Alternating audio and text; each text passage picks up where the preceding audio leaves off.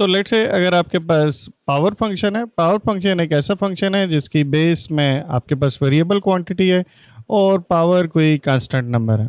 And अगर आप इसका इंटीग्रेशन करना चाह रहे हैं, सो रूल क्या होगा, आप सिंपली इस पावर फंक्शन की पावर में एक ऐड कर देंगे और ये जो नंबर ऐड करने के पास न्यू पावर मिली है इसी से डिवाइड भी कर लेंगे। फॉर एग्जांपल हमारे पास एक्स स्क्वायर है, सो आप क्या करेंगे, इसका इंटीग्रल कैलकुलेट करने के लिए एक्स स्क्वायर में एक ऐड कर लेंगे, सो ये एक्स क्यूब हो जाएगा एंड डिवाइडेड बाई 3 कर लेंगे। इसी तरह से लेट्स से एक अंडर रूट एक्स फंक्शन है, सो इसको भी पावर फंक्शन की फॉर्म में लिखा जा सकता है। सो एक्स अंडर रूट का मतलब ये हुआ कि एक्स पावर 1/2। सो हम सिंपली क्या करेंगे, पावर में 1 ऐड कर देंगे और उसी न्यू पावर के साथ हम यहाँ पे डिवाइड भी कर लेंगे।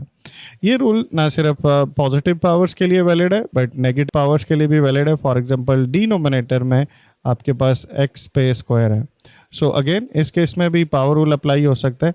आप क्या करेंगे, पावर को टॉप पे शिफ्ट कर लेंगे, सो ये x पावर -2 हो जाएगी।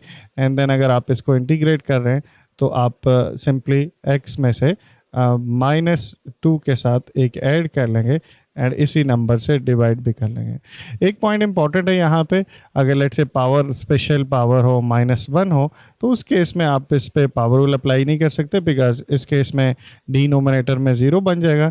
इसका इंटीग्रल आपको डिफरेंट तरह से करना पड़ेगा।